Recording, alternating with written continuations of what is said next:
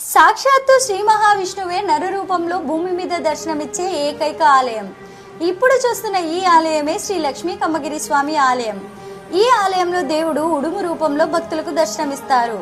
పూర్వం స్వామివారు లక్ష్మీదేవితో కలిసి భూమి మీదకు వచ్చినప్పుడు కొందరు మునుల శాపం వల్ల మానవ రూపంలో జీవనాన్ని సాగిస్తూ ఉండేవారట.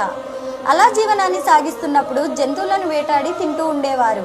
అది గమనించిన గ్రామస్తులు వెంటపడడంతో స్వామివారు ఉడుము రూపంలో దాక్కోవడానికి ఒక కొండ గుహలోకి వెళ్లారు.